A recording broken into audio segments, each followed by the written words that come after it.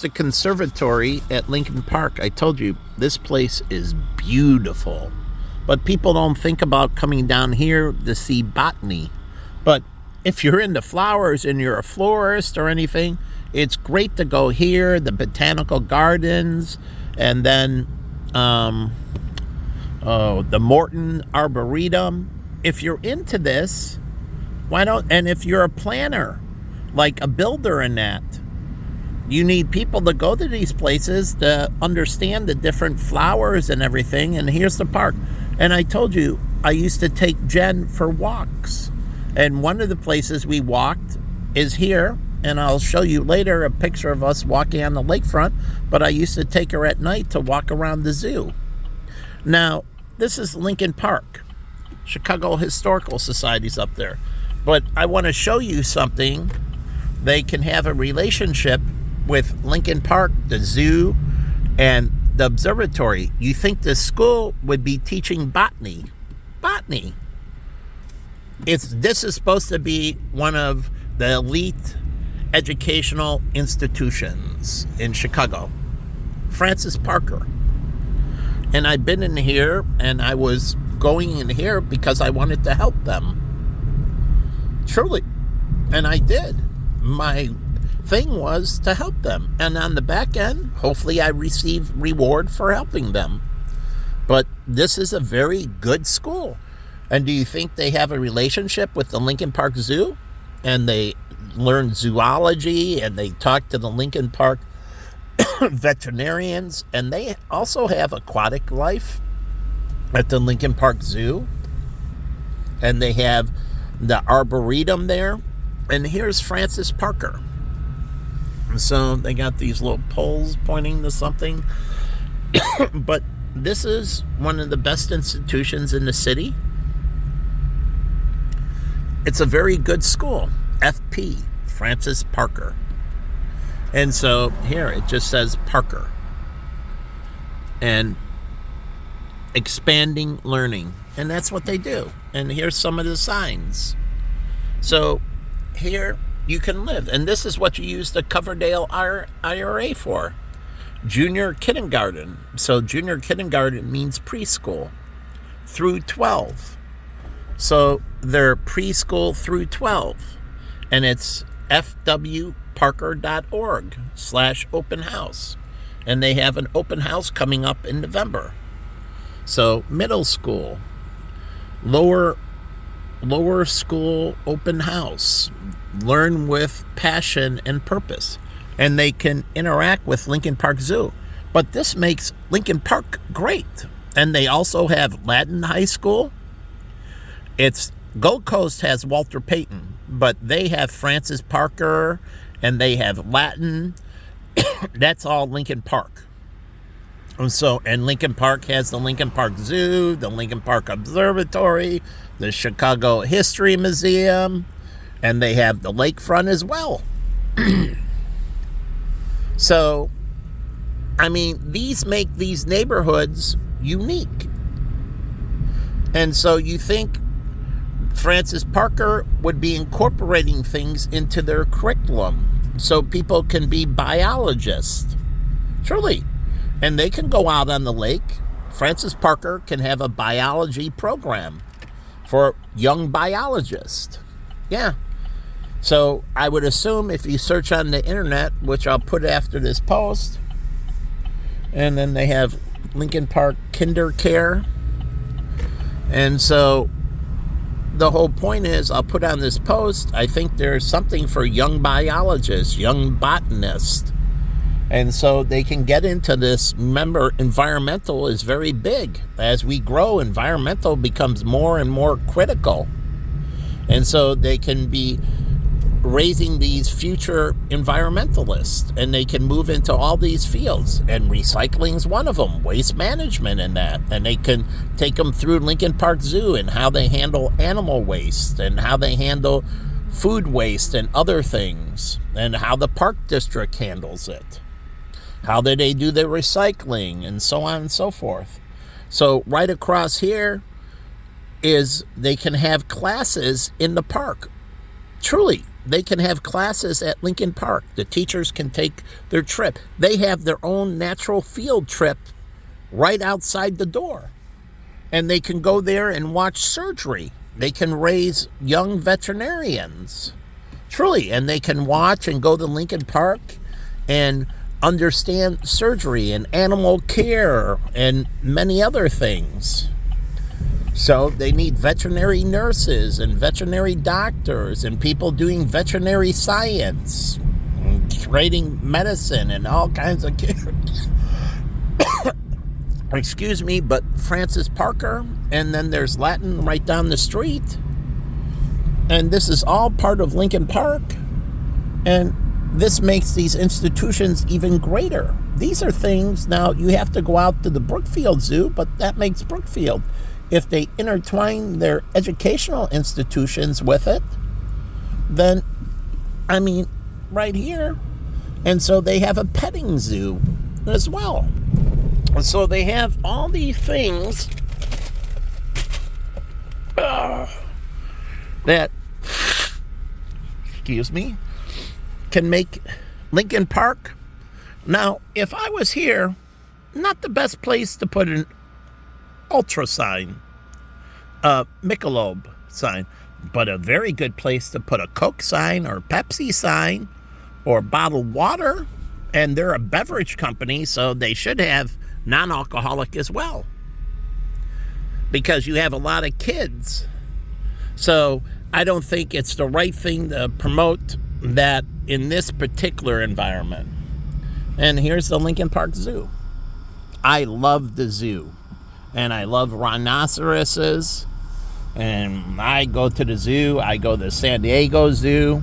I go see the gorillas. I go see the lions that were not Siegfried and Roy's show. I like to go see the lions. Now they're tearing it down, but I like to go see the Bengal tigers by themselves, and I go by myself. Now I was with friends, but particularly I would just separate from them and go and hang out at the Mirage and stand in front of the Bengal tigers and watch. I felt a kinship with them. They're beautiful animals. So you have the Lincoln Park Cultural Center. Again, this is living education. And so the teachers can hook up with these institutions, and these people can go into the school and talk. So they can go in. Yeah, the veterinarians can teach courses at Francis Parker. So you got the cafe. So I don't know how good the food is at the zoo, but when I went to San Diego, I bought a big stuffed gorilla, and part of it went to support the habitat. So I'm big on supporting zoos, doing the right thing, you know? So it's a win-win. Here's the petting zoo. Now, I'm not going to mention the downside, meaning the stupid thing some human did. But anyways, here's the petting zoo. This is for small kids. And I guess on dark winds, sheep bite. And okay. And so I didn't know that. I know horses bite if they get annoyed, but they don't bite your fingers off, but it does hurt. But I've never been bit by a horse. But I know horses, if they get annoyed, they like to bite. And they don't have teeth that bite things off, but from my understanding, it hurts. Better them biting you than kicking you. But horses do bite when they get annoyed. It's one of their protections. And I'm talking about humans. So if they get annoyed with them, sometimes they'll bite them. So you got to be careful with little kids with horses, understanding that the horse may bite, and you may put what they do with dogs around the mouth so the horse can't bite, and it's small enough you can't stick your fingers in, but doesn't impede their breathing. So they're doing something here. I have no idea. But how many movies did they shoot at the Lincoln Park Zoo? Truly. They did The Night at the Museum. I watched all those, both of them. I thought it was awesome. But did they do it at the Field Museum? What museum did they do it at? But you can also they have the stay over from that movie they created where you can stay over at the museum at night. Well, you can do that at the zoo and listen to the animals at night. After it closes, you have a special trip that you can stay over in the zoo overnight. And so they stay with you, and they do it for special schools. They can do it for colleges, high schools, elementary schools, and even preschools. And they have supervision, and they do things like the zoo at night. I used to talk to the zoo all the time about taking over their 401k. Now, the lady I was talking to was leaving, and then some guy took over. But she said, I'm moving out, so I can't make a decision with the platform. But I was trying to add something to the platform, an annuity, so with Prudential, and I could put it on the platform, and it had no problem with the person running the platform. I wasn't taking away their business. I was just adding a feature they didn't add, and I would only be compensated for money that went into the annuity, and it was to create a lifetime income. So the person would have the majority of all the money that was still running the plan. And so I was doing this with Tim, and I got a list of these places, and we were just trying to add lifetime income to their 401k. So you could put the Prudential annuity inside a 401k, and you would get paid for any money that went into the annuity. But again, this is Moody. Do you think Moody does anything with Lincoln Park Zoo? Truly. And do you think Moody goes over there with the zoo at night and that, and creates events, and goes over to the observatory, the church, with the parishioners, creating fellowship and activity?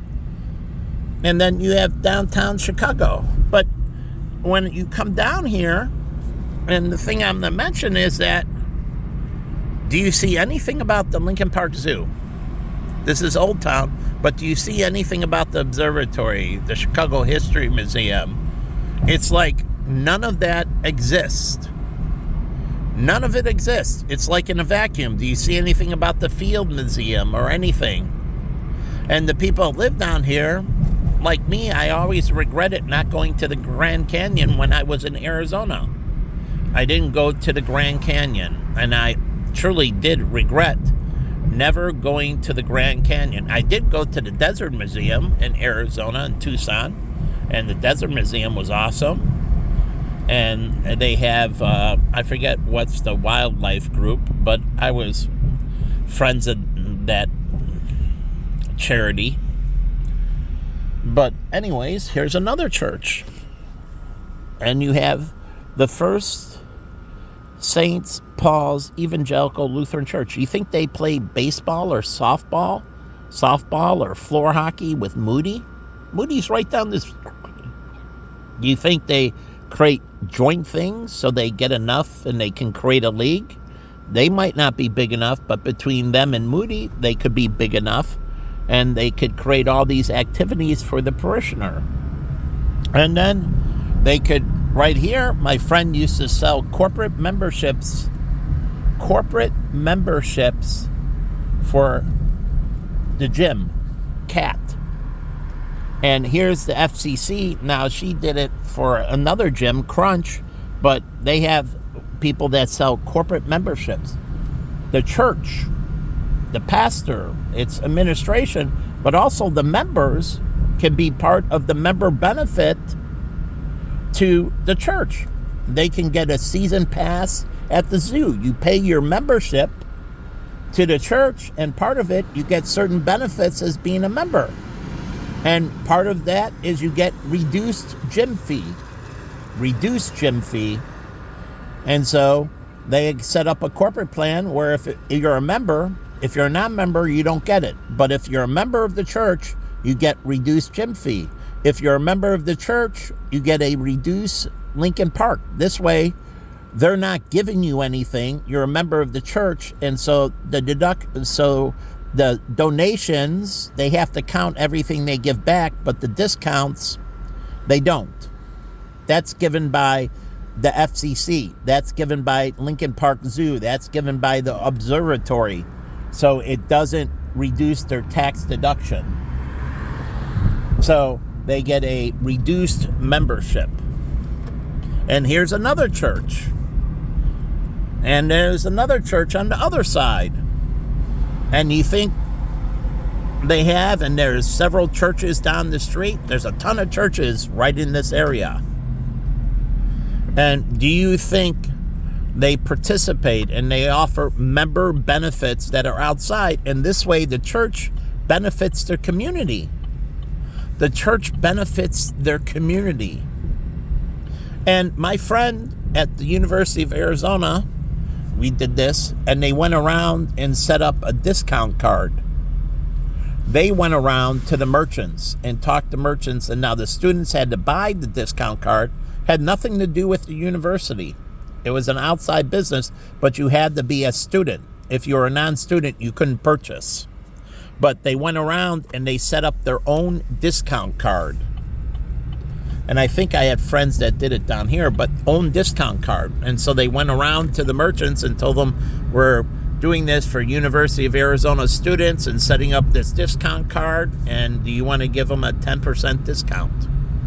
And I forget what they had to pay to be part of, because they charged them a fee to be part of it. And so it was buying in, so they get people into the business and the students get a small discount, like 10%. So they could do that for the churches. They could get a discount card that's particularly for the members of the church. And so you have things down, and it's like the Hello Neighbor discount, but it's for the churches. And so do you think the churches go for a day on the beach or a picnic in the park? We did small group in the park, and we did it all summer long. Every week, we met once a week in the park in the evening, and I think it was on Friday evenings, actually, and we met in the park for small group on Friday evenings. Not too late, so I could go to a movie afterwards and things. So truly, after Friday small group, I would go to a movie or go out for a late dinner. And we had small group in the park, and it was a picnic, and we didn't have a ton of food, but we had all kinds of snacks and beverages, and we did the Bible study. And you think they can do it on the beach during the summer?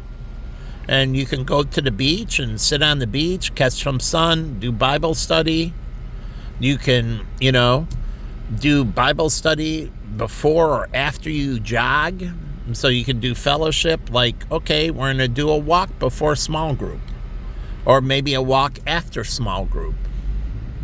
And just to keep the congregation healthy. And so part of it, you have dinner with small group. We did. And then you did Bible study, and then afterwards we did a walk. Isn't that good? And so they can go to the Lincoln Park Zoo. They can walk along the lakefront. And, hey, set up a jogging group. Set up a walking group. Tina was walking from work every day. Now, this black girl was trying to lose weight. And so she walked from Deloitte to Simon's house for small group. And so she got on a walking plan. So she would only do it for small group, but she would walk to small group and I guess walk back to the office where her car was, or maybe she didn't and she took an Uber afterwards. I don't know how she got home afterwards, but she would walk from Deloitte to small group.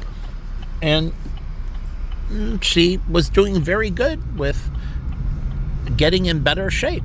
So she was trying to control her weight, and she was taking Aptiv. So she would walk, because small group, she lived farther away on the outskirts of the city. Here's the Drake, and just above it, it's kind of cool, the Westin Hotel positioned their sign right above the Drake Hotel sign. And so you can see both the Drake Hotel and the Westin Hotel. They don't interfere with each other. But the funny thing is, it's promoting hotels. Now, where do you see any signage for the Peninsula? The Peninsula. Do you see any signage for the Peninsula? And then down Michigan Avenue, the signs are up there so you can see them driving, but when you're walking down, Do you see anything that tells me that this is the Drake Hotel? Anything. Truly, anything. Do you see the Westin Hotel having anything that says it's the Westin Hotel? It says the Drake. The Drake what? The Drake Hotel.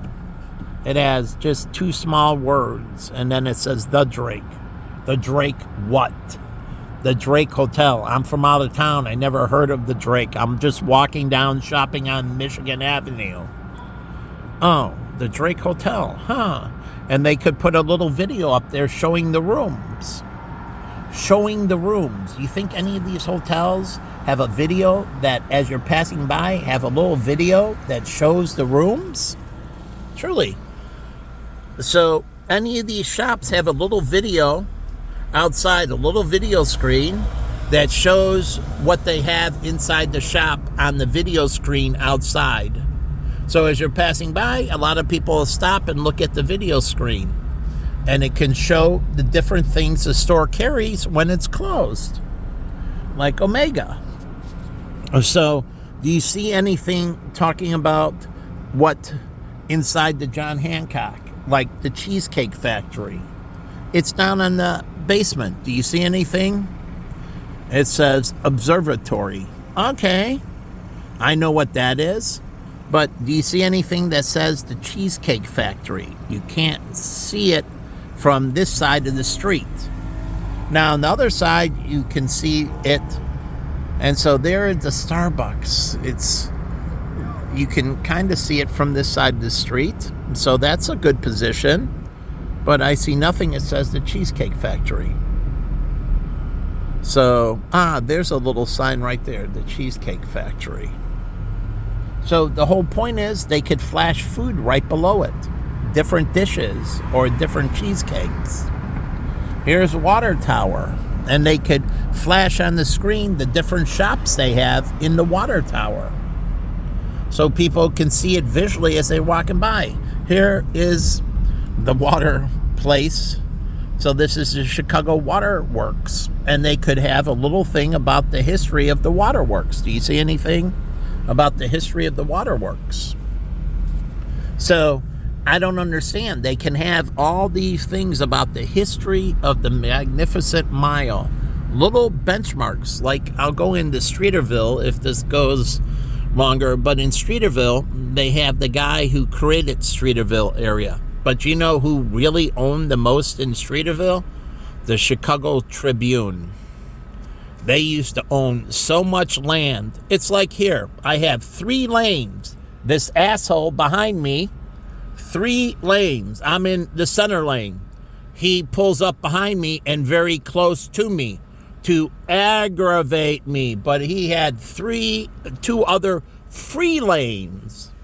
He chose the lane behind me. Even with this second car, there's a free lane. So I'll move over to the free lane so I can get out of the God's way. Because these people are all gods. Because you don't get in the way of God. And if you do, you go to eternal damnation. And believe me, this is a long time ago, and this comes from God himself. Stay out of my way. You impede me, you get condemned. So here's Ferragamo, and they want to distance themselves from OJ. That's for dang sure. But they got a lot of press during the trial. Here's Burberry. That was Ferragamo gloves and Ferragamo shoes.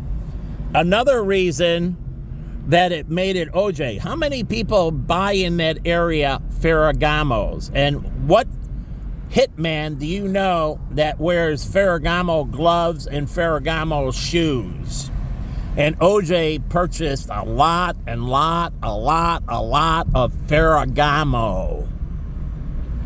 So they could have tied the gloves back to OJ, right? He had the gloves, and if the gloves don't fit, the gloves shrink. But again, it's funny how those things, there are so many things, it was impossible not to convict him.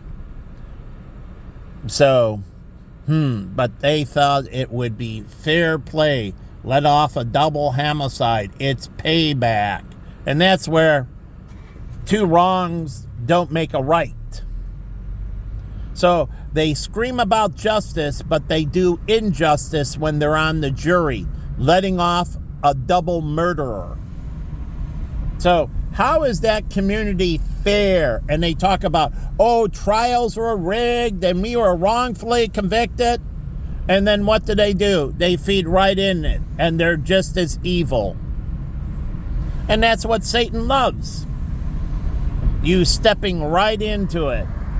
You preach about fair, unfair this, unfair that, and then you do it yourself. And I used to laugh at these people my whole life.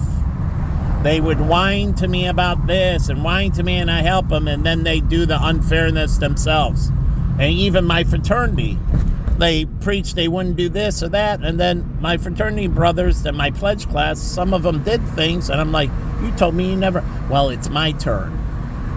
Really? That's what Obama did when he became president. Hope and change, hope and change. We're going to bring the races together. And what did he do? He did the exact opposite when he was president. Interesting. He screwed all the white people that voted for him. And he did. He screwed them royal.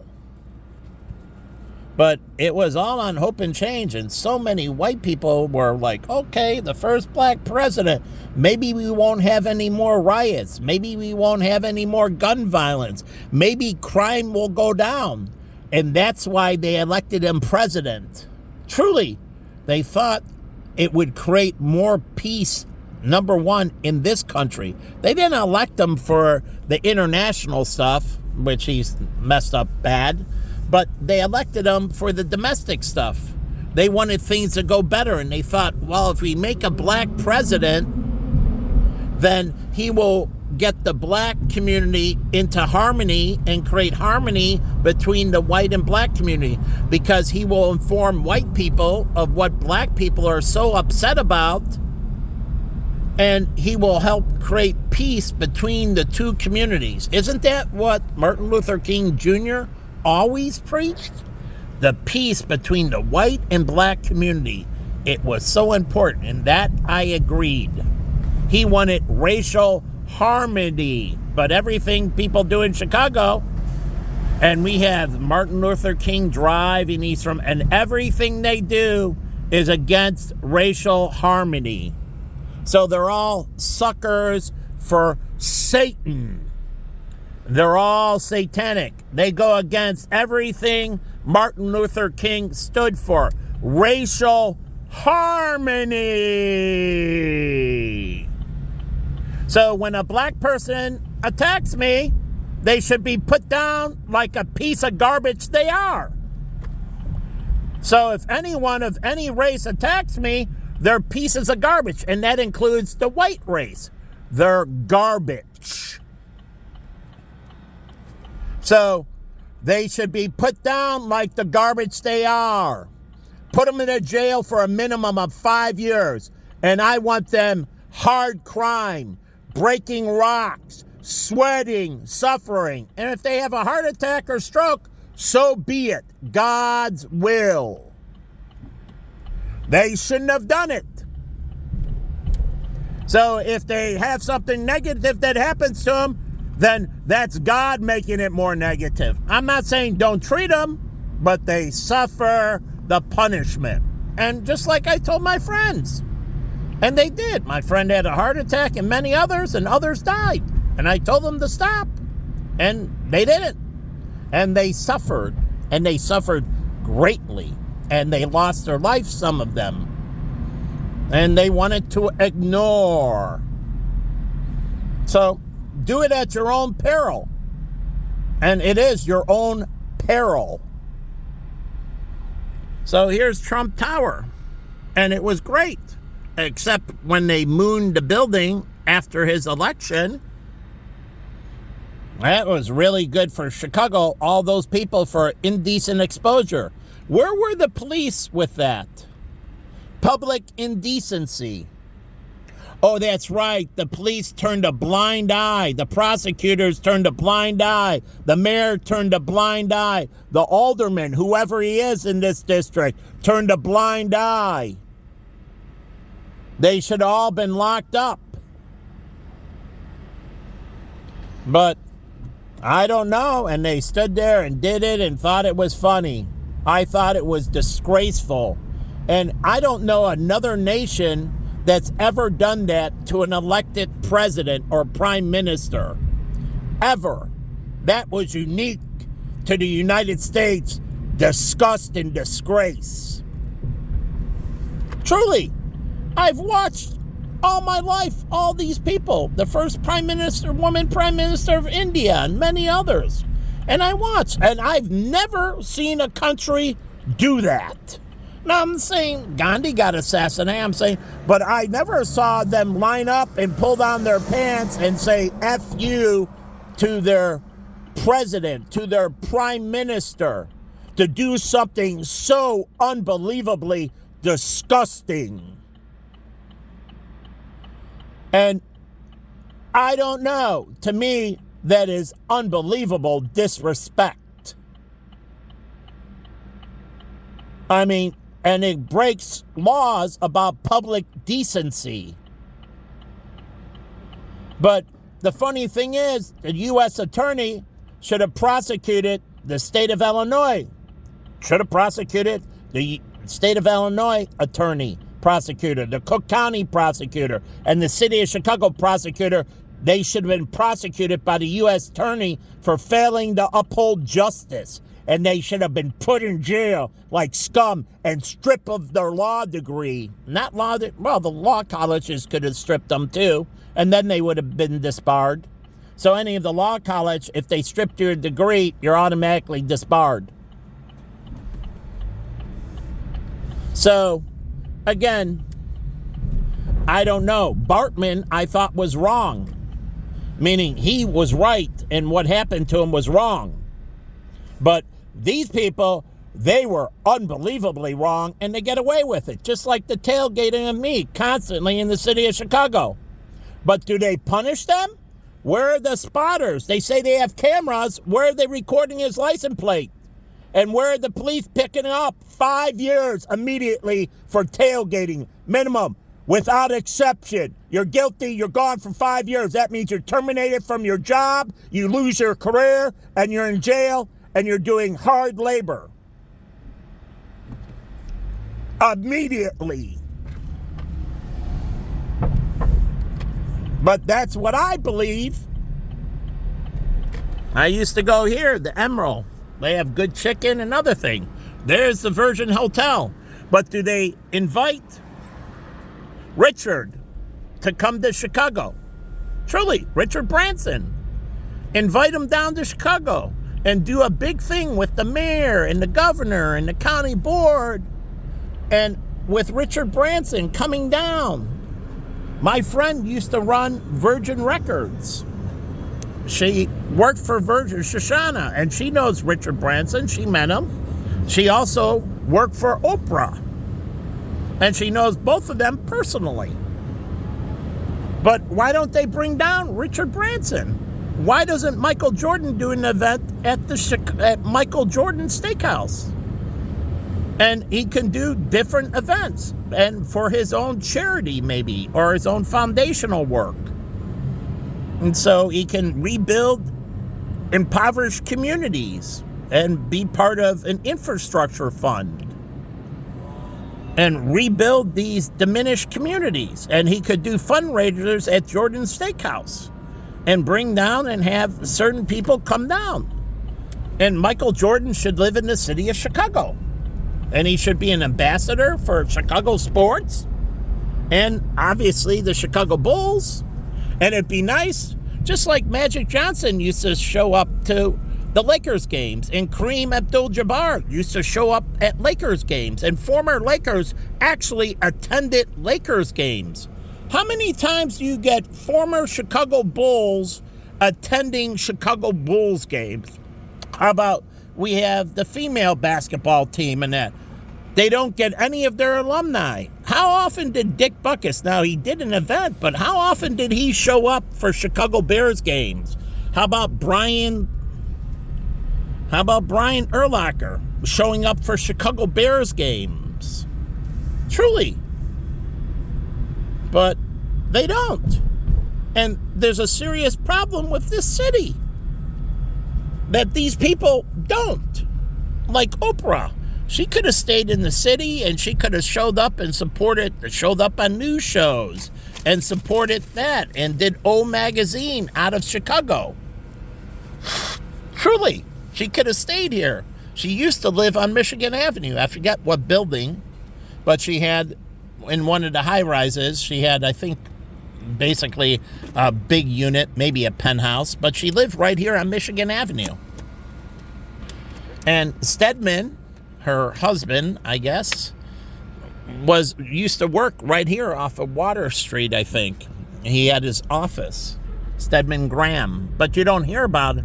And where did she ever have him on the show? At least once every so often, because he did books, and not that she has to endorse it. I'm not saying endorse it.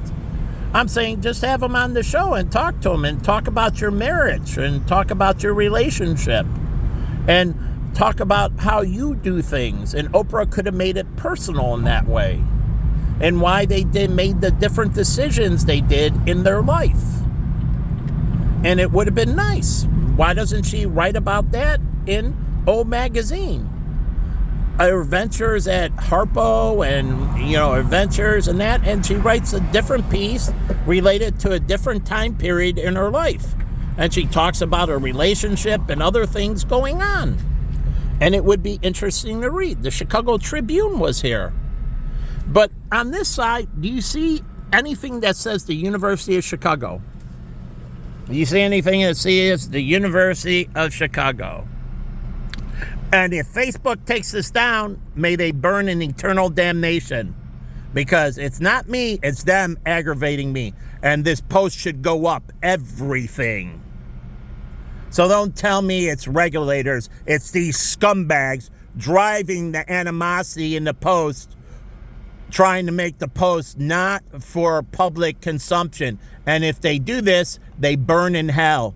God is my witness. So do you see anything on Michigan Avenue that says the University of Chicago? Do you know there is restaurants down here? They don't have anything up here that advertises.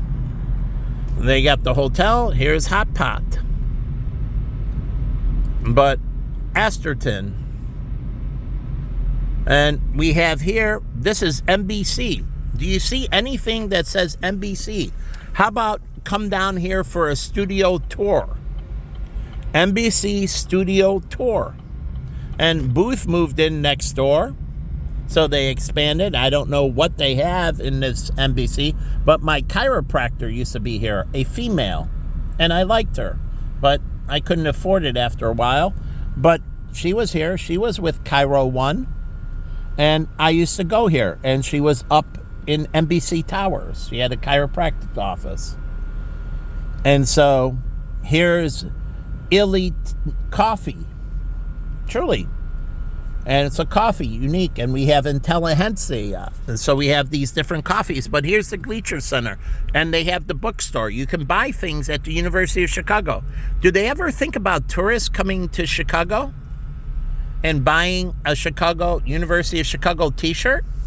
I would. And the Gleacher Center can get a lot of tourism because I used to wear shirts from universities I never went to, and it was kind of cool. I would like one from MIT or Stanford, or I had them from others, not just Arizona. I did go to the University of Chicago. I don't have any t-shirts. But the whole point is tourism coming, little kids. How about baby wear? And it says future University of Chicago student. And it's a baby outfit. And it says future University of Chicago graduate. Future University of Chicago student. Future University of Chicago Nobel Prize winner. Future of University of Chicago Nobel laureate. So, and you think here's Shula's Steakhouse. It's really good, but do you hear anything about it in Chicago? Lowe's Hotel, do you hear anything? No. NBC Studios. I don't understand. Why don't they have tours? Truly. Come up and see, and tourists come in, and it's something to remember. And they have a gift shop, and you buy NBC shirt. Let them in. Let's see, who do they have? Jimmy Kimmel. They can sell Jimmy Kimmel, Chicago. I was at NBC Tower, Chicago. And then it says, I love Jimmy Fallon, not Jimmy Kimmel, Jimmy Fallon. But do you see any of that? Whole Foods, unique to Chicago. And expanded out, but very big in Chicago. So these are uniquely, Northwestern has offices here. This is where my female doctor, here at Northwestern, after my auto accident. She's the one that said I pulled every muscle in my body, permanently separated my clavicle from her, imagings that she took of me. But she was a female doctor who worked at Northwestern. Now, she was white, but I've had Arab and many other doctors of color, but mostly female doctors. I did have some male doctors. My doctor at the University of Arizona was a male doctor. My therapist, who I didn't do but was friends with, was female. So, again, I don't know. Joe's Seafood. We have Nordstrom, the mall. But you got Choose Chicago. I don't see anything that says anything about Choose Chicago. And they can work with the Chicago Bureau of Tourism and the Cook County Bureau of Tourism. Lake County has a Bureau of Tourism. I assume Cook County does. And then the state of Illinois Bureau of Tourism. And then the federal government's Bureau of Tourism. So I don't see anything about Chicago. Now, Starbucks is Seattle, but they have a big presence in Chicago. And we have the Hilton Hotel, Paris Hilton. She hung out in Chicago. She did. She is friends with my friend Billy. And so I've never formally met her, but my friend Billy was good friends with her. And so we have the Hilton Hotel, but that's a Chicago thing. And Paris and her sister are big into clothing. But they could have a clothing store at the different Hilton hotels. And they could have different levels. Like the Hilton Garden, they have a less high fashion store. But at the higher end Hiltons, they could have higher end fashion. And they can have a clothing store in the hotel. Paris Hilton, or Nikki Hilton, that's right. And so Paris maybe has a cologne or perfume, and Nikki does very well with the clothing. And they could have this little gift shop, clothing store in the hotels, in the gardens and the different tiers of Hilton hotels. It's Chicago, like Melman, Maggiano's, that's Chicago. It's an Italian restaurant, but it's unique to Chicago. We have the Aloft, which is hip and trendy, nice hotel. But again, there's things that are unique to Chicago and things that became part of Chicago. You don't exclude them. So there's things that are unique to Chicago and things that have become part of Chicago, like Starbucks has become part of Chicago. Dunkin' Donuts is part of Chicago. Now, Argo Tea was unique to Chicago. It started in Chicago. But Caribou Coffee, the people owned it, was a family out of Minnesota. They're billionaires. And I loved going to Caribou Coffee. But they had Illinois. They had Deerfield. They used to carry pastries from Deerfield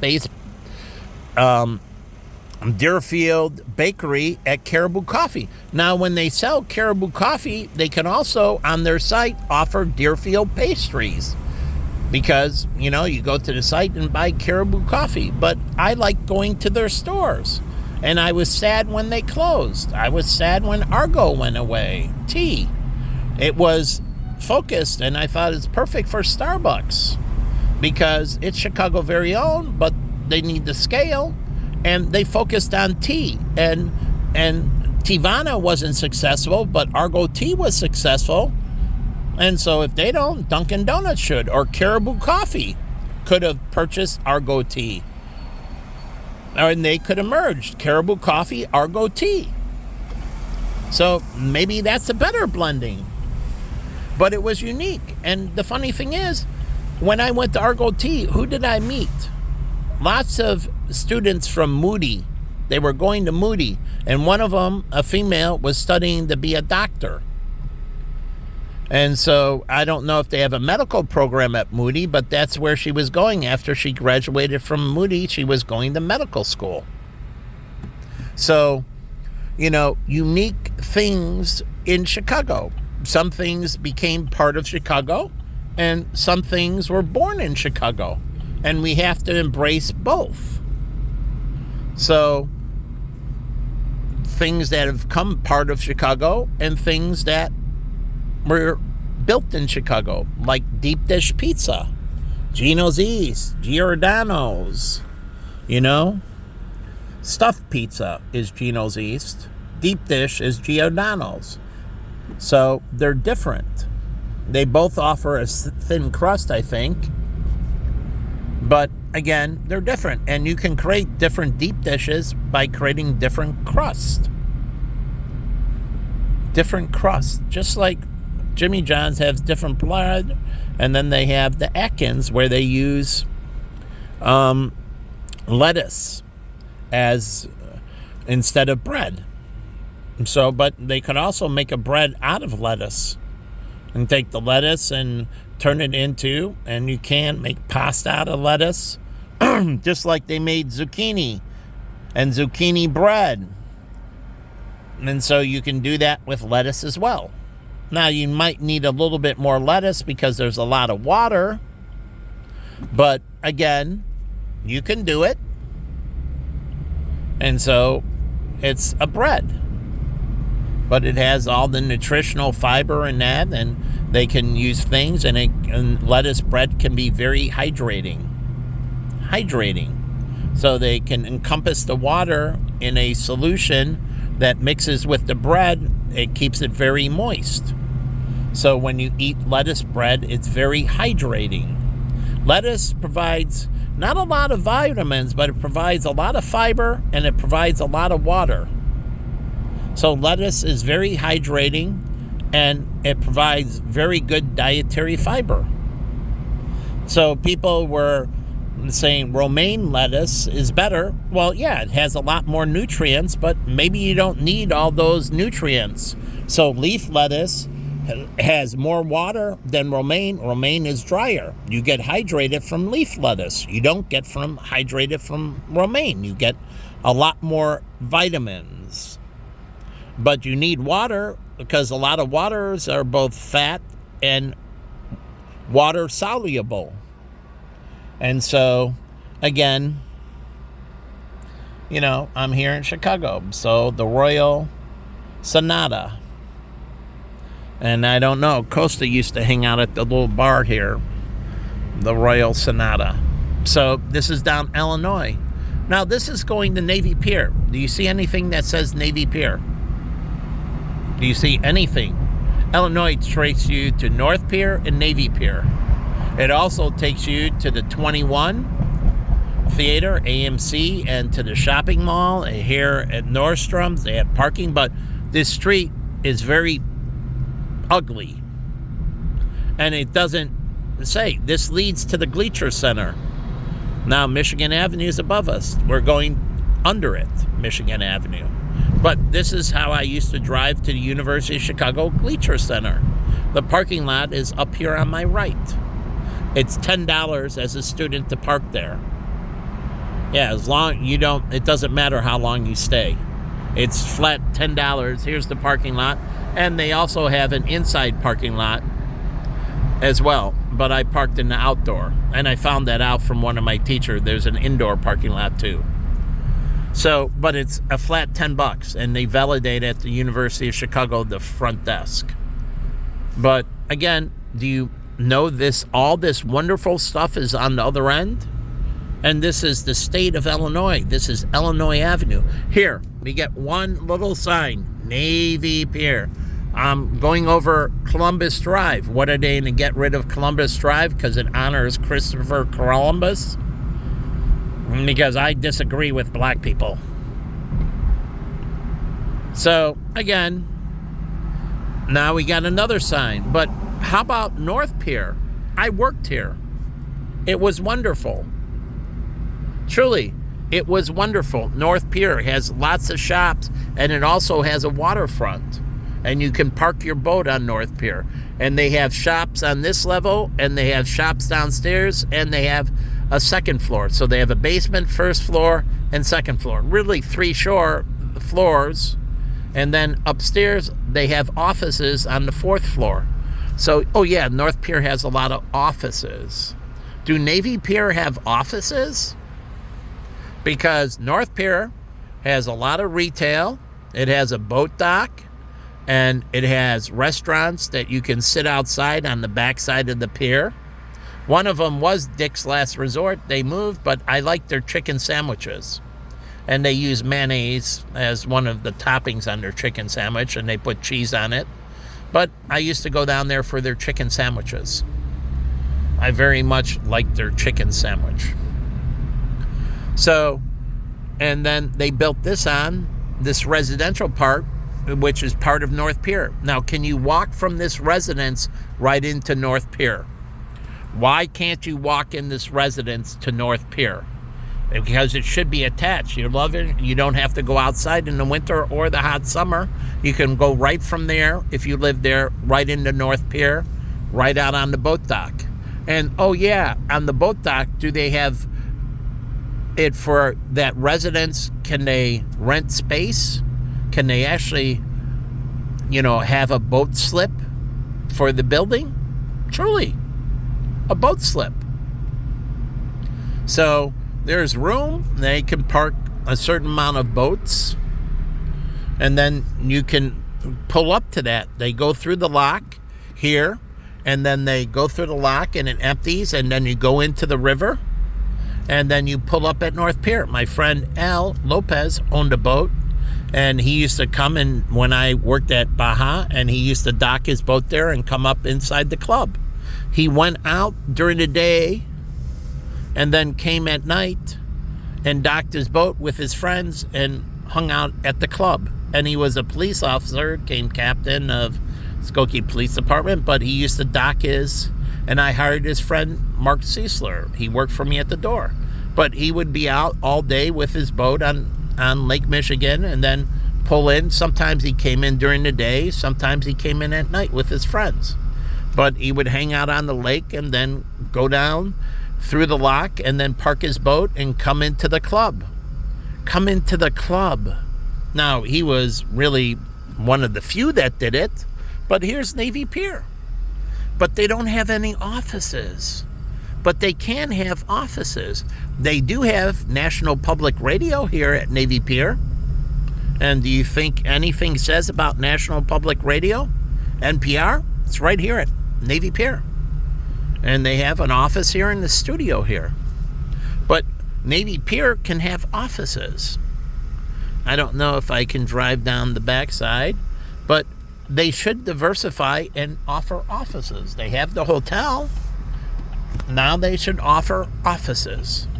And on the backside, they could have all kinds of boat docks on the backside of Navy Pier, so personal boats can pull up the Navy Pier. And they can have the backside for water taxis. Water taxis, you get off the water taxi, and right here is the CTA bus. It's a CTA bus terminal. You get off the water taxi, and you can take the CTA bus. You go from the water taxi to the CTA bus, but they should have Diddy bikes over there too, and little scooters. So you can get the water taxi to the CTA bus, water taxi and get a scooter, water taxi and get a bicycle. But people tend to ride the bus more in the wintertime. But can you put those little scooters on the bus? Because you can with the bicycles. So those little scooters are light. You can pick them up, and you should be able to put them on the bus. The rack that carries bicycles should be able to carry those scooters as well. And in Tucson, the racks are on the front of the bus and the back of the bus. In Tucson, they have bike racks both on the back and front of the bus. So you can hold numerous bikes. I don't know, 8 bikes or so. And so they have a rack on the back of the bus and on the front of the bus that can hold bikes. And so now they can hold those little scooters too. Why wouldn't the CTA and RTA allow you to take bikes and to take scooters? Now you have to get in a certain train car that has a space where you can put the bike in there, and it has to be locked into a secure place. But they would have a special car that you can actually take your bike onto the RTA as you can take it onto the bus. Why wouldn't they offer it with the train? And you should be able to take those little scooters on the train and on the bus. So they're light enough. And so the bus driver might have to get out and pick it up and situate it. In Tucson, we did it, but the bus driver can get out and situate it.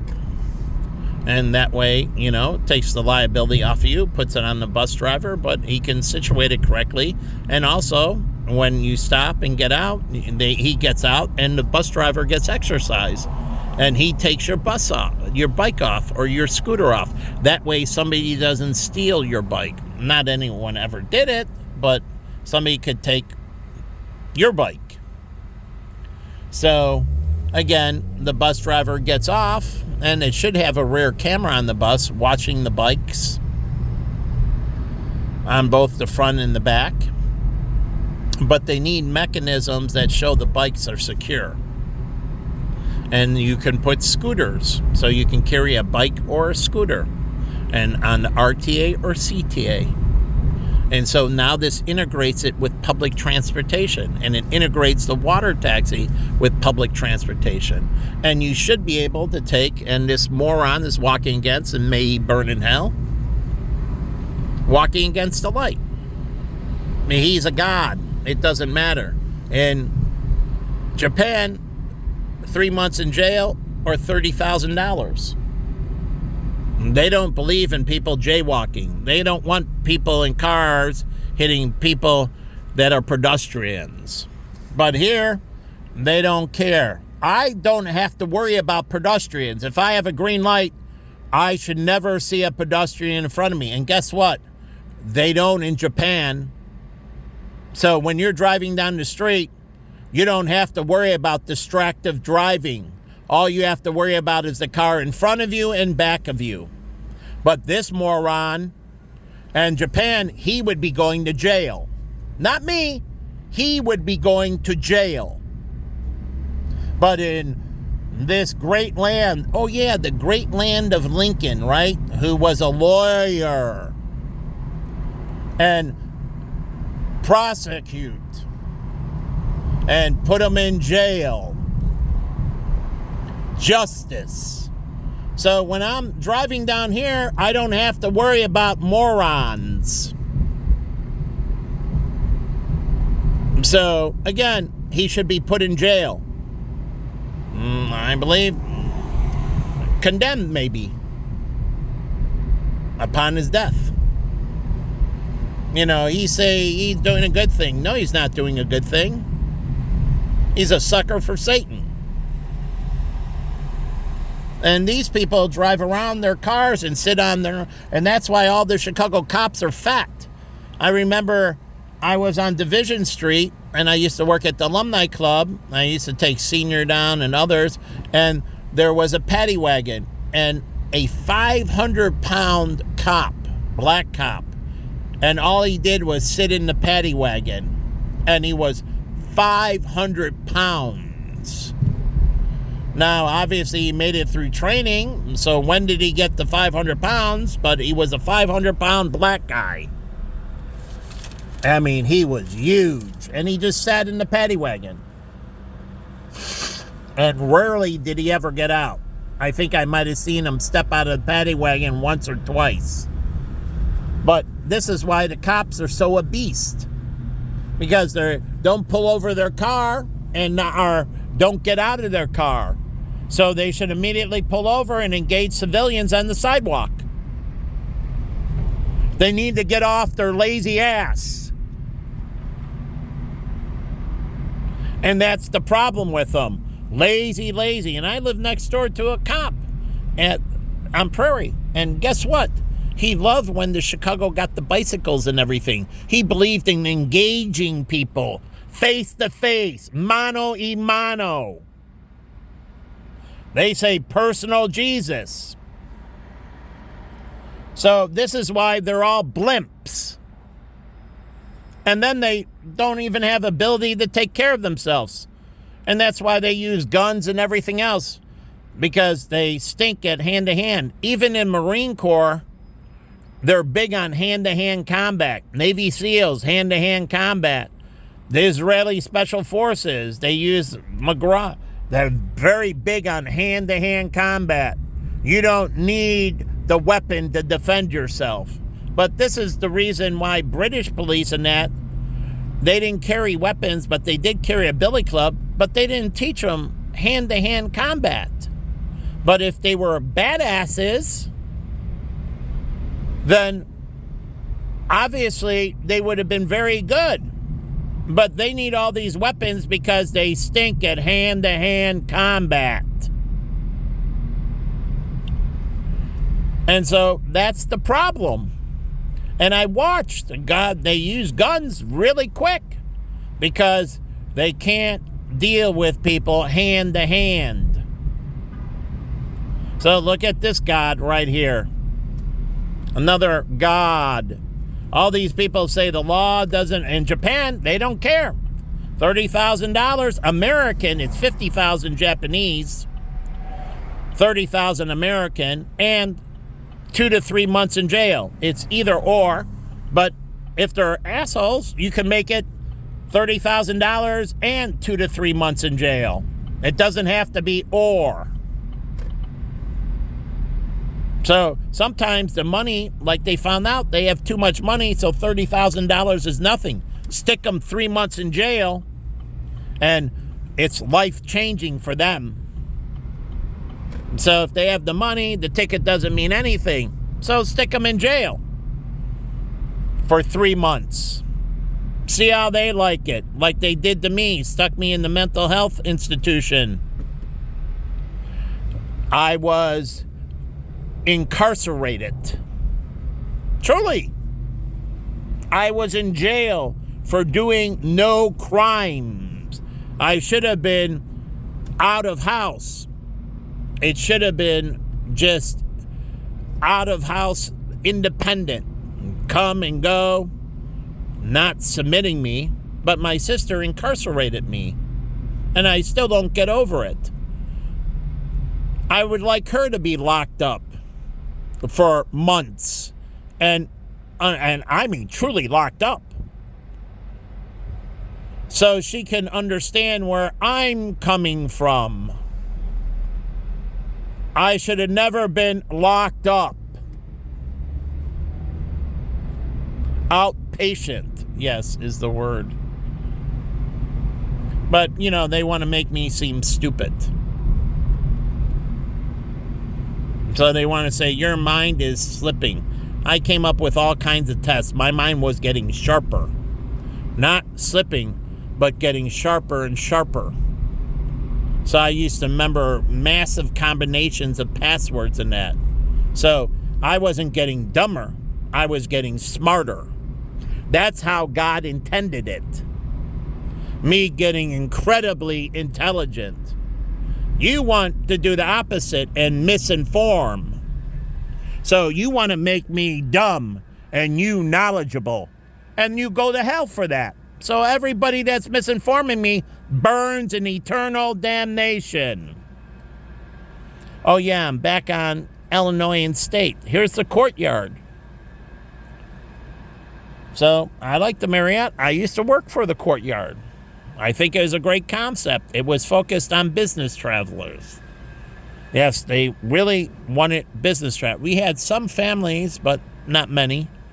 And we dealt with business travel. I met businessmen from Japan and all over the world at the courtyard in Highland Park. And so did I at all the resorts. Business people from Germany and all kinds of countries. And this used to be the Reader, the Chicago Reader. And I used to like the Chicago Reader. It was a local paper. So the Tribune could have bought the Chicago Reader. It would have made sense. So the Gwyn.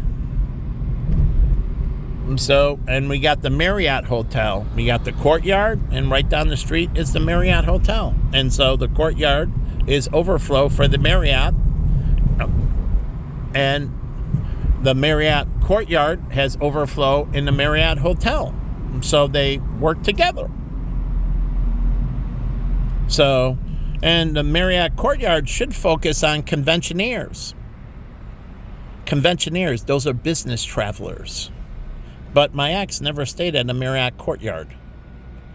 And all these consulting firms that travel in that, you think they would be using Marriott Courtyards, but she never stayed at a Marriott Courtyard. So they're missing huge segments of the business market, and they should be prominent in the convention market because that's the business market. That's their focus. So, again, I'm back here by the University of Chicago and everything. And we'll go down Columbus. You know, they want to take down the statues of Christopher Columbus and everything. And Italian Americans have a lot of pride in Christopher Columbus. So they're saying that black people didn't do anything wrong. They didn't do anything. It's just that the Italians did the wrong. And it's untrue. And it's funny how they cover up all their sins. And our history books aren't fair. They don't tell the truth. They're one-sided. So, again, Christopher Columbus, I think, is a big part of America. And I disagreed, just like down south in the Civil War. I disagreed with the blacks taking it down and everything. The Confederate flag, that's part of history. They have tours. Williamsburg has the reenactment of Confederate battles. I went to Williamsburg, and they have a whole town, and they have the Confederate battles and everything. So you want to take down all that historical tourism? It's big for the tourism industry. Here's the Lowe's Hotel right next to the Sheraton. Not the same company. But they also have the movie theaters. And I know the Tishes. I used to interact with them at Lowe's Ventana Canyon. And then I saw Tish when I was in Boston. At his hotel, we were doing for Vitality. And the person from Tufts University was the doctor who was running the Vitality program. So, again, here's the AMC 21. I went to this theater all the time during my first breakdown. And the first time that I had it stopped, I was in here seeing a movie about magic.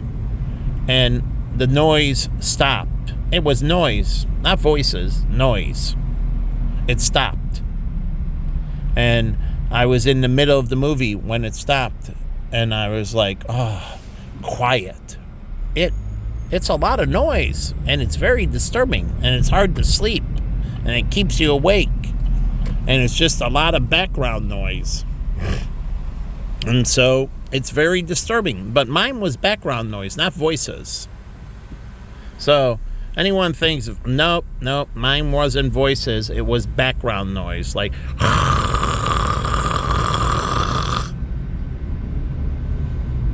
so people say that's why they said my situation was undetermined, because it wasn't voices, it was just background noise. That's all I had. And I finally got peace and quiet. So, and my doctors know that. So they said, well, you're not like anyone else. They said I was unique, a diagnosis onto my own. There is no diagnosis from you. You don't fit anything. You're unique. Oh yeah, that's the way God set it up. Truly, I didn't fit any psychological profile, any classical anything. So if you think you can use what other people have been through, the God set it up that way, so he knows if you're screwing with my head. So you can't use them. Ha ha! You're screwed. But it was set up that way on purpose. And you can ask my clinicians. So I didn't fit anyone else's situation. So, sorry. So, all that is BS. So you can do all this, but that's them, not me. And God knows the difference. And that's why I was unique. No one else experienced what I experienced. No one. That's the point. So you understand the difference between them and me. My situation was unique. And as I told you, and Jen should have her in her diary, years and years before, I predicted it. Not that I wanted it, but just like God predicts your actions. I warned you, but you decide to do whatever. And here is Navy Pier again. And they have the little park with the fountains and everything. So, Polk Brothers. Yeah, that used to be a big furniture store in Chicago. And my sister used to shop at Polk Brothers. And we had a lot of Polk Brothers furniture, bedding and dressers, and lots of Polk Brothers. And she loved to shop at Polk Brothers.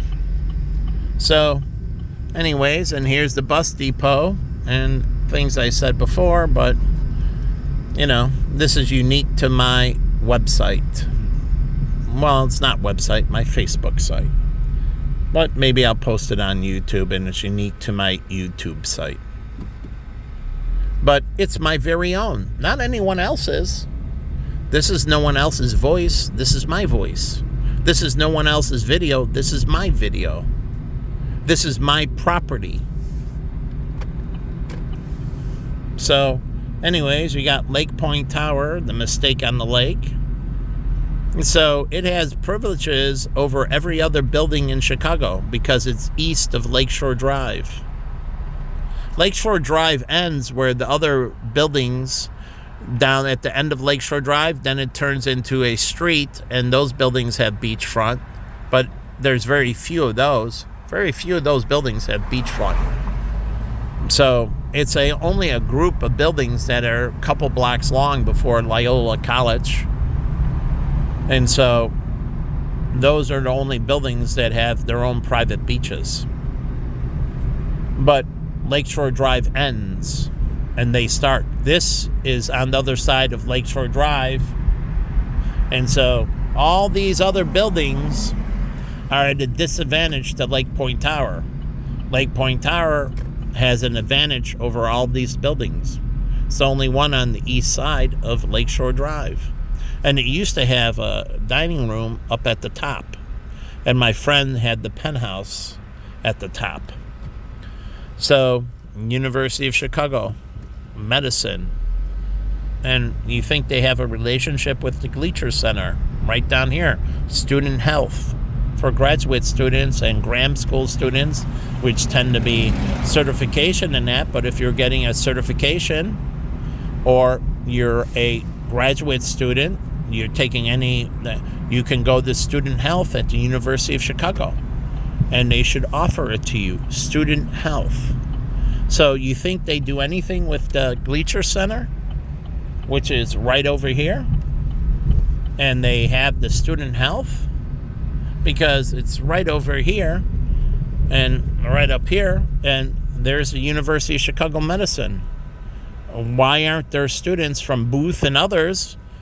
They're offered student health and a supplementary program that can wrap around their corporate health plan. If they have a corporate health plan, this can be a supplemental health plan they offer that wraps around and offers additional benefits. And so they can get a supplemental plan at the University of Chicago Medical Center. And maybe it will offer things that their own plan doesn't. So, again, here's the Gleacher Center, right down the street from University of Chicago Medicine. You think they have they didn't offer me a medical plan. They should have. I would have been a buyer when I went to the University of Chicago. Truly, I would have been a buyer when I went to Northwestern University. Now, adult education, but I was in the school for over a year or so, taking my CFP education, but it was at Northwestern Adult Education. And I would have been a buyer of their medical plan. Truly. I would have been a buyer of their medical plan. It was better. It would have been better than my corporate plan I had. So I would have been a buyer. But you think they do it? Like UIC. It has a medical school. Do you think they offer it to their adult education? They should. Do you think they offer it to their graduate students? Student health to their graduate and PhD students. Truly. And they can offer pediatric care as well. And so not only for the student, but the student's wife and their family. If you're a student of UIC, you get pediatric care as well, and you get care for yourself and wife, a family plan. And so you can get a couple plan. And so you can be an independent parent and have a family plan. And so you think they offer it? They should. And so it generates money for the university, and you get good services. And they also get more exposure to older people. Truly, like in my class, 50-plus-year-olds in my class at Graham School for my certification. And he was going to Booth as well. And he was taking courses in Graham School as well. Yeah, he was going to Booth. He was going to Booth to get his MBA, but he also was taking courses at the Graham School. Wow, the Graham School and Booth work together? Yes, they do. So I had people in my courses at the Graham School that were also getting their MBA at Booth. Wow, interesting. The two University of Chicago colleges working together, Graham and Booth. Wow, think of that. But they do. And the Graham School focuses on medicine, and Booth focuses on financial. So, and then they have a huge religious studies program, which WGN in Chicago, Uncle Milty, who I listened to forever, he was a psychologist, but he was very religious. And he constantly talked about the theological program at the University of Chicago. Every single show, he mentioned the theological program from the University of Chicago. Literally, he didn't go to it. I mean, he wasn't a graduate of it. He was a therapist. He was. And his name, not Uncle Milton, the financial, but anyways, it was on WGN, and I used to listen to the show. He talked about all kinds of things, and yeah, psychological issues as well. And Dr. Laura, but she wasn't a doctor in psychology. She was a doctor in chemistry, I think. She had her doctors in chemistry. Doesn't mean she doesn't understand the chemistry of the brain, but instead of using it correctly, people thought she was a psychological doctor. And I told my sister, if you listen to Dr. Laura, she's not a psychologist. She has her doctorate degree, I think, in chemistry or biology.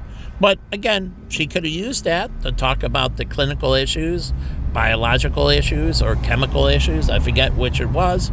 And she is a doctor and talked about human chemistry or human biology. So I think she was doing a disservice because she talked more about psychology instead of biology, or more about psychology than human chemistry. So anyways, and you have the park. Here's Grant Park. This is a very long video. But you have the museums down here and everything. And so I got to go home. It's 5:32 in the morning. But here's Grant Park, and you have the museums, and you have the, Central Station right across from, museum. It's called Museum Park area. But in particular, where the houses are, it's called Central Station. But it's part of Museum Park.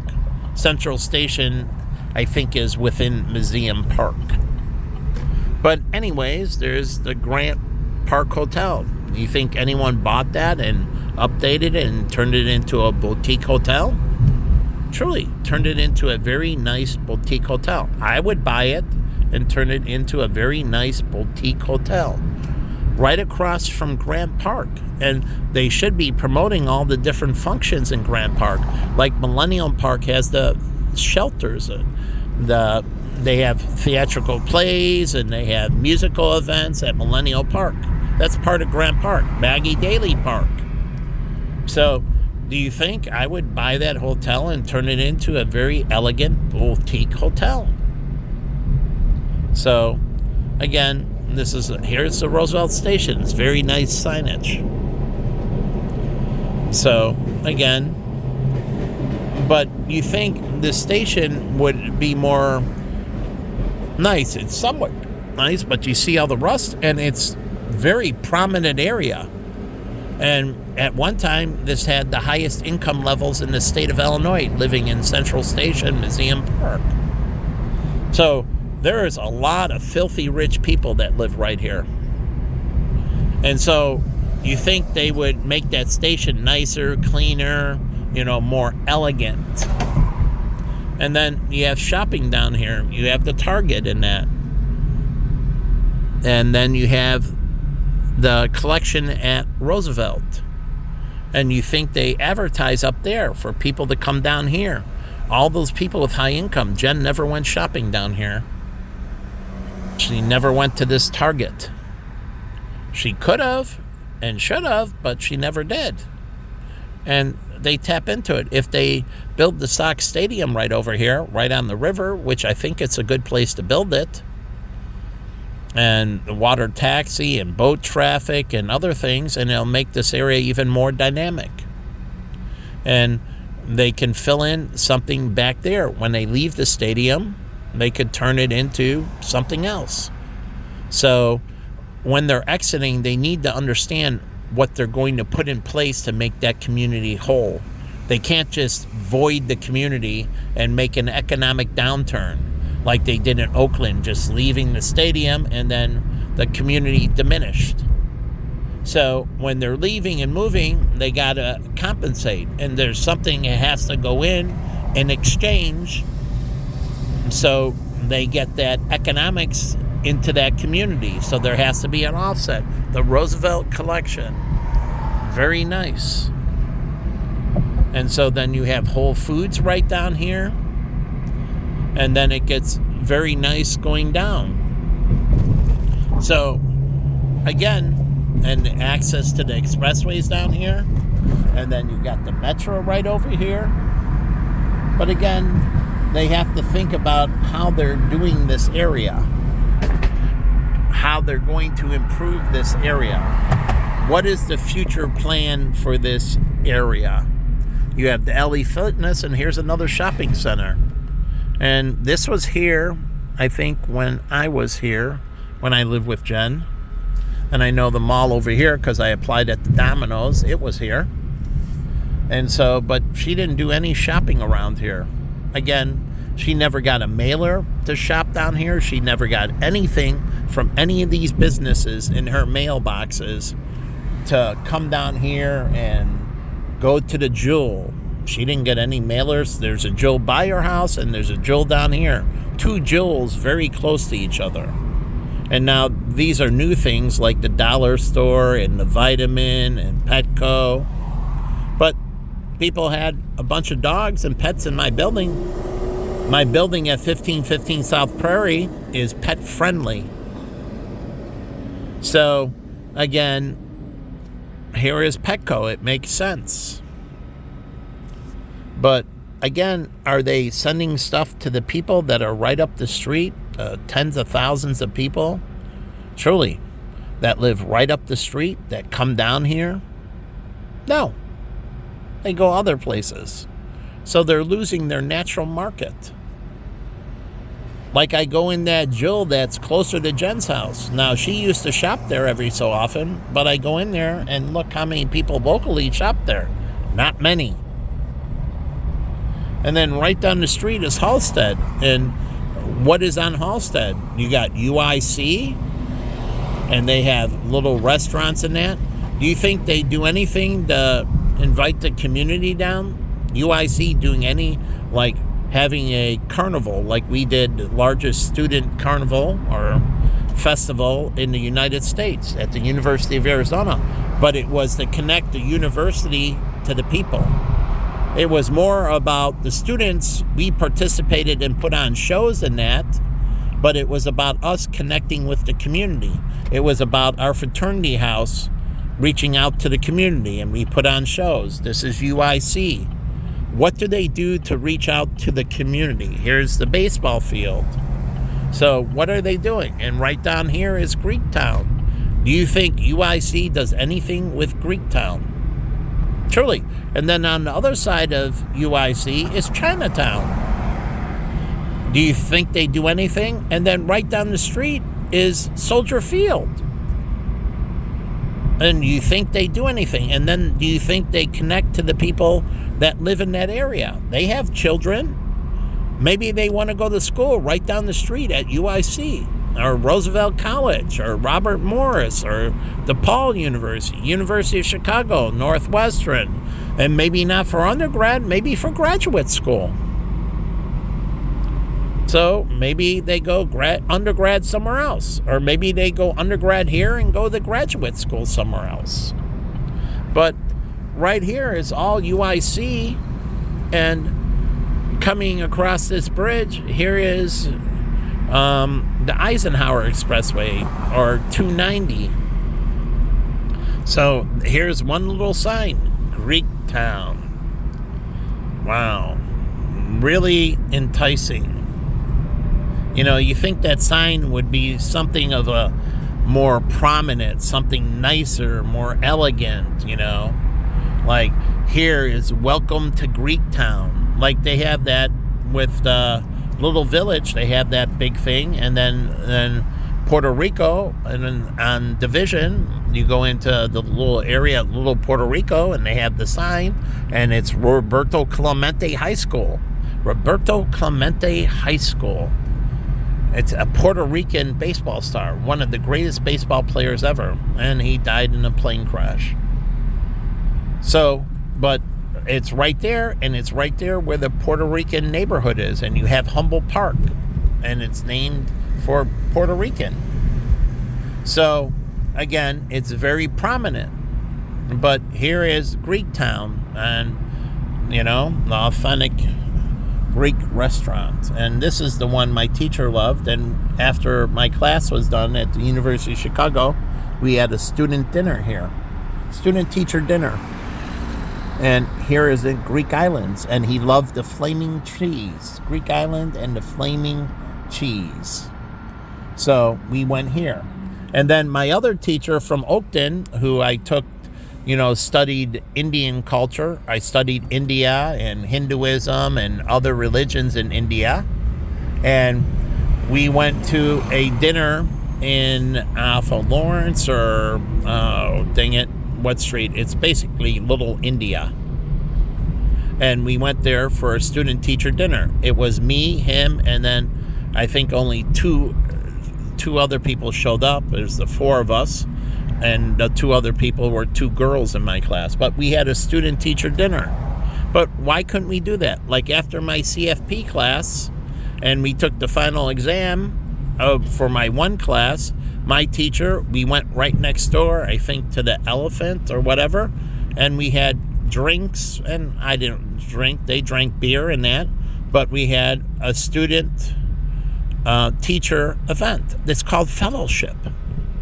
But we could have done that during class every so often, met afterwards and had some some drinks and some food, and, it created fellowship between that and created a deeper connection. I asked at Northwestern University with adult education at my alumni, and they said, well, technically no, but I said I did, and I went there and I graduated I got my thing from there, my diploma from graduating from Northwestern University, adult education, CFP program. But Graham School at the University of Chicago, I told them, considers me an alumni. I'm considered an alumni of Graham School. And I said, I don't understand why Northwestern doesn't consider me an alumni. The University of Chicago considers me alumni, and I want to be recognized as an alumni of Northwestern University. So I want them to change things and consider people that complete these adult education as alumni. And they're missing out. If I had money, I would donate to Northwestern if they considered me alumni. Just like Graham School at the University of Chicago, I would donate to Graham School. And because they consider reciprocity, they consider me alumni and part of their community after I graduated, I consider them part of my community. Northwestern doesn't want to consider me part of their community. And that's how I take it. And so I told them back then they should rethink it. I think the University of Chicago is doing it right, and I think you at Northwestern are missing the boat. You have all these people that have all these professions, and they're prominent. I want people that went on and become very successful that graduated from my CFP program that at Northwestern University. And they could have had all those prominent advisors as alumni. And they could have had alumni events and send them alumni newsletters. But instead, they don't want to treat them like alumni. And what do you mean? I took numerous courses. So it's just not one. You take tax and many courses to get through the CFP program. So I don't get it. This is not like a fly-by-night operation. So I don't get it. So you have to take a lot of courses, and then you have to take a comprehensive exam to pass and get your designation. So it's a serious endeavor. And so it's like going to grad school. It truly is. So that's what they consider the CFA. Getting the CFA is like getting an MBA, they say. And some schools consider it, like Creighton College considers that their program, you get an MBA when you finish the CFA program. So you do all 3 levels and graduate from the CFA program, and you graduate, it's set up, and you get an MBA from Creighton. It's an MBA CFA. Why can't you have an MBA CFP program? It doesn't make sense. Why don't they have, Northwestern can offer an MBA CFP program? And so you graduate, you might have to take some additional courses, and at Creighton you got to take some additional courses. But again, prepares you for each of the exams, level 1, 2, and 3. And then the comprehensive exam. And then you pass that and you graduate from Creighton and you get an MBA CFA. And you come out with your CFA and your MBA. University of Phoenix had that, and that's where I considered and first looked in, but then they stopped their program, so I went to Creighton. Now, I also went to the College of Financial Planning, and I was getting my master's in financial planning, my master's in finance, my master's in personal finance. It was a master's in personal finance. But anyways, I'm in front of U-Haul, moving from people. You know how many U-Haul trucks I used? And it wasn't I was leaving Chicago. I was just moving from one area of Chicago to the other area of Chicago. And I took a U-Haul from when I moved out of Scottsdale. I did take a U-Haul when I moved from Tucson to Scottsdale. And when I moved from Scottsdale to Chicago, I took a U-Haul. And then I stopped in Vail for skiing on my way to Chicago. So I stopped and, took a little vacation from my, moving. And that's the only time I've ever done that. And it was 2 weeks I spent in Vail. So, anyways, this is where the new casino is going. And you think this is great for all the universities because all those degrees in hospitality, undergraduate and graduate and PhD courses in hospitality. Not all hospitality includes culinary, hotel management, and many other aspects, casino management and so on, pit bosses and so on. And so this will promote the institutions like UNLV. It's very prominent because it's one of the leading schools for hospitality. And so it provides the casinos with high quality, highly trained, highly educated individuals. And so I don't know, this is great for the universities. And so I look forward to this project coming pronounced and opening up. And I think it'll promote all kinds of academic and culinary, but all forms of hospitality. So I'm for this.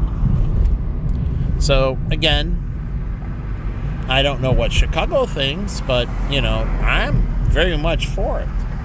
I'll let the gods go before me. And then they need to move this concrete plant.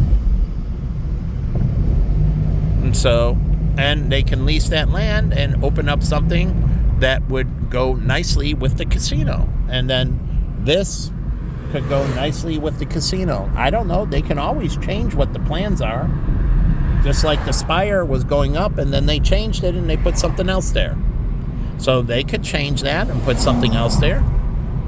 They could put a hospitality institute, a branch of the University of Chicago. Or the University of Chicago can open up culinary, Northwestern, or UIC. Or Roosevelt University can open up its culinary wing there. Surely. And it's right across from the casino, and it can provide, internships and everything for the culinary. So, and then what do they do with the rest of this area? Like this marina, that's great, boats. How much boat parking does it have? Because can I ride my boat down here and come into this store and shop? Because I would want to ride my boat, park right on the river, and come into the store and shop and buy things for my boat and take them right onto my boat. So it's right on the river, and it could do that. But I don't know if they do that. And then this bridge was supposed to be 2 lanes on both sides. And when they redid it, they didn't expand it. But it has enough room for 2 lanes. And so that's a logjam. And the other bridge is supposed to expand to 2 lanes. That was one of the proposals, but again, they haven't expanded the bridge, but they need to expand the bridge because these are blocks that cause problems getting to and from the expressway. And that's a problem for the new casino. So you have to go down the North Avenue that has 2 lanes going over the bridge. It runs 2 lanes all the way through. But this runs 2 lanes, then 1 lane, then 2 lanes, then 1 lane. And so it bottlenecks big time. 2 bottlenecks, 2 choke points. And so it gets very backed up. And so, again, I don't know what the city is doing, thinking about expanding this, but they should, so they can handle more street traffic. So I don't understand. It's right here off of Elston Avenue. They got a new building coming in. They keep on putting up new stuff that demands more, traffic. And then you have, right down here, you have an entertainment venue, the Salt Shack. Right? It's for music and that. And again, here's Elston. Now they made this kind of congested. And people take this street to go into the financial exchanges and back out.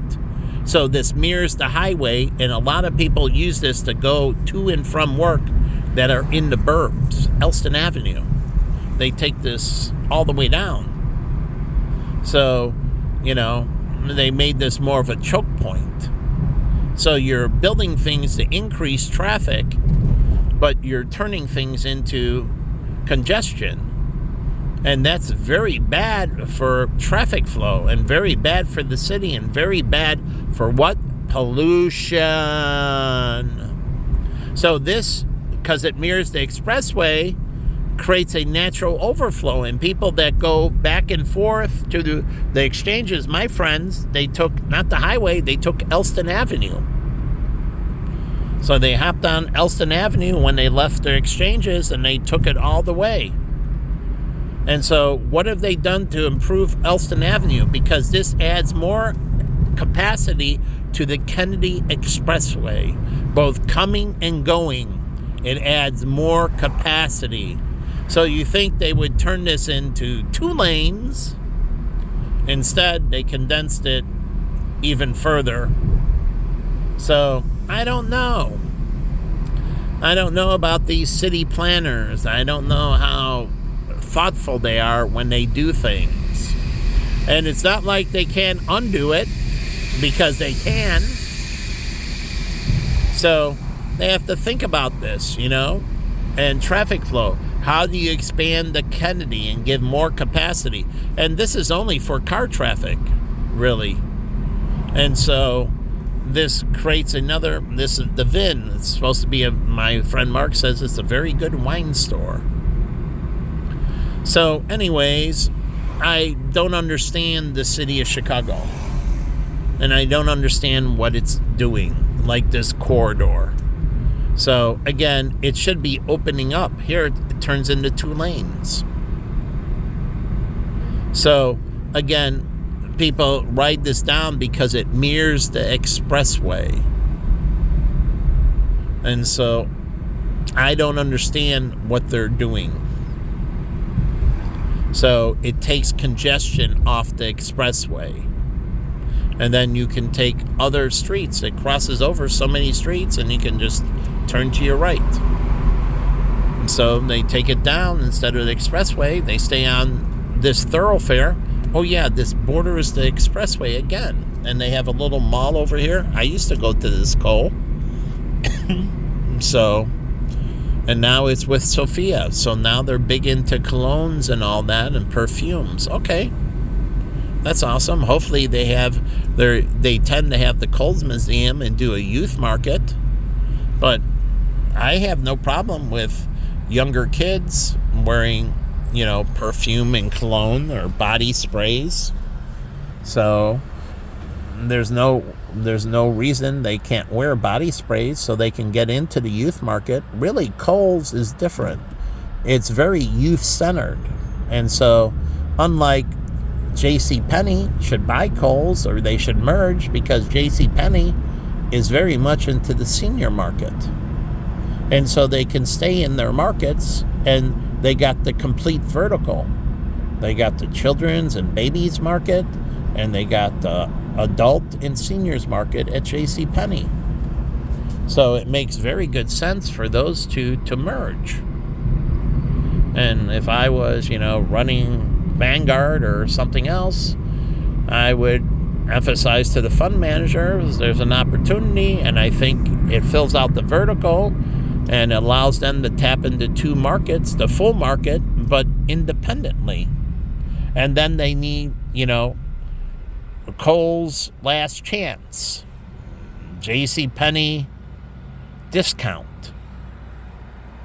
That's what Nordstrom does. They have Nordstrom, they have Nordstrom's Rack, and then they have Nordstrom's Last Chance. They have 3 levels.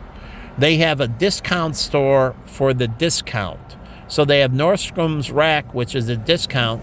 Then they have a discount store, and I found this out. I didn't know they had a further discount store. And all the Nordstrom's Rack stuff that they don't sell goes into Nordstrom's Last Chance. And they have that out in Oak Brook. And so they collect it from all the racks, the things that aren't moving, and they put them in Nordstrom's Last Chance. So they have 3 levels. They have Nordstrom's Rack, Nordstrom's last chance. So everything they get in, they want to sell themselves. So they have their own clearance. They have the rack, and then if it doesn't sell there, then they take it to their last chance store. Wow. And Nordstrom's can move with Neiman Marcus.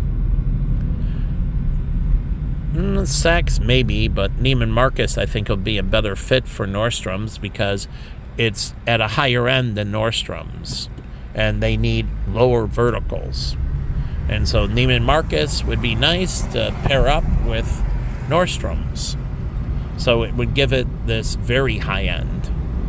And that's what Neiman Marcus is, very high-end retailing. And that's why they have a store in Northbrook Court, but you don't see many Neiman Marcuses. There was one store my friend Jeff Holt worked for in Scottsdale. So they're very exclusive in where they go because they need people with a lot of bling, a lot of money. So you don't see many Neiman Marcus. But that would be perfect for Nordstrom's because it has a smaller footprint and it focuses on ultra high-end. Truly. It focuses on multimillionaires and billionaires. Multimillionaires and billionaires. And I had a girl who I work with that did her events at Neiman Marcus because her clientele were Neiman Marcus clientele. So she would have the events at Neiman Marcus. So they liked going there, and they had a function room at Neiman Marcus. And so she would have these events for her clients at Neiman Marcus. And so after the event she did for her clients, these were client functions only. But you can also invite people to go to Neiman Marcus. She could have brought people in, but it was client function. Afterwards, they go shopping. And at her event, she would have champagne, truly champagne, and very high-end hors d'oeuvres. Not meals, but champagne and very high-end hors d'oeuvres. And she was the one we used to talk about the helicopter stocks. So, but I haven't talked to her in a long time. But anyways, she made her market at Neiman Marcus. And so she had multi-millionaires. I don't know if she had billionaires, but she did want them. And that's who shops at Neiman Marcus. Multi-millionaires. Like Bill Murray went with Rashad went there, and his wife shopped there. Jeff Holt, my friend, they were his clients. The former Viking wide receiver, and he was best friends with Bill Murray. So here's a white Irish guy with a black individual, a black male and former NFL wide receiver, and he's nice. He's great, and Jeff used to take care of both of them. And so here we come, the Psycho Loonies behind me in the city of Chicago.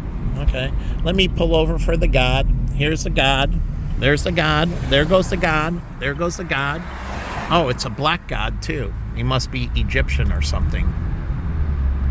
He must think we're back in Egypt. And he's the Pharaoh. These people with illusions of grandeur, think they're more than they are. That's what I run into. I just stay my humble self and drive around and try to create these educational pieces, and then I run into these satanic individuals. So, and I believe they're satanic, and I believe they should burn in hell, but they differ from me, and I don't care about their works. You know how much work Samson did? And what did he do? His last act had to be something of killing many of God's enemies, many of them, and killing himself in the mix. That was his repentance. Read the story. And all those acts over all those years, God didn't give a shit. And he begged and begged and begged and begged and begged and begged and begged and begged and begged for forgiveness. And his last act was an act that killed him. And he took many of God's enemies with him. Many. And it's true. It's in the Bible. But he didn't care about all Samson did before. And you think, I keep on telling you, just like with Judas, and I can go to many, God is not a very forgiving God.